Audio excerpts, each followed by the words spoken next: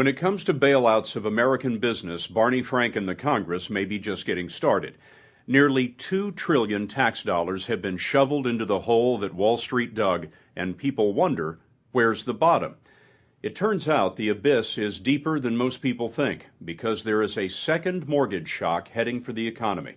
In the executive suites of Wall Street and Washington, you're beginning to hear alarm about a new wave of mortgages with strange names that are about to become all too familiar.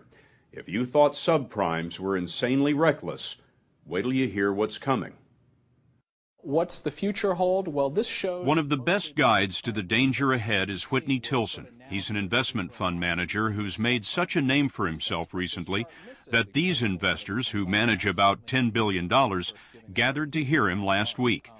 Tilson saw a year ago that subprime mortgages were just the start. We had the greatest asset bubble in history, and now that bubble is bursting. The single biggest piece of the bubble is the U.S. mortgage market, and we're probably about halfway through the unwinding and bursting of that bubble. Halfway? It may seem like all the carnage out there, we must be almost finished, but there's still a lot of pain to come in terms of write-downs and losses that have yet to be recognized. In 2007, Tilson teamed up with Amherst Securities, an investment firm that specializes in mortgages. Amherst had done some financial detective work, analyzing the millions of mortgages that were bundled into those mortgage-backed securities that Wall Street was peddling. It found that the subprimes, loans to the least creditworthy borrowers, were defaulting. But Amherst also ran the numbers on what were supposed to be higher quality mortgages. And they were frankly terrifying as data we'd never seen before, and that's what made us realize, holy cow, things are going to be much worse than anyone anticipates. The trouble now is that the insanity didn't end with the subprimes. There were two other kinds of exotic mortgages that became popular, called Alt+A's and option arms. The option arms, in particular, lured borrowers in with ultra-low initial interest rates, called teaser rates, sometimes as low as 1%. But after 2, 3, or 5 years, those rates reset. They went up, and so did the monthly payment. So a mortgage of, say, $800 a month could easily jump to $1,500. Now the Alt+A and option arm loans made back in the heyday are starting to reset, causing the mortgage payments to go up and homeowners to default. The defaults right now are incredibly high at unprecedented levels, and there's no evidence that the default rate is tapering off. Those defaults almost inevitably are leading to foreclosures and homes being auctioned and home prices continuing to fall. What you seem to be saying is that there is a very predictable time bomb effect here. Exactly. I mean, you can look back at what was written in 05 and 07, you can look at the reset dates, you can look at the current default rates, and it's really very clear and predictable what's going to happen here. Just look at this projection from the investment bank of Credit Suisse. These are the billions of dollars in subprime mortgages that reset last year and this year. Now look at what hasn't hit yet. The Alt+A and option arm resets when homeowners will pay higher interest rates in the next 3 years.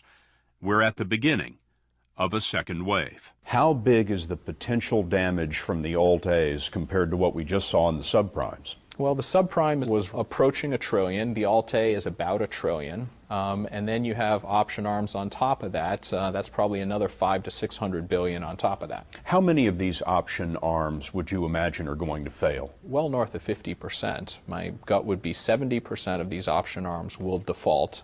How do you know that? We know it based on current default rates, and this is before the reset. So people are defaulting even on the little 3% teaser interest-only rates they're being asked to pay today.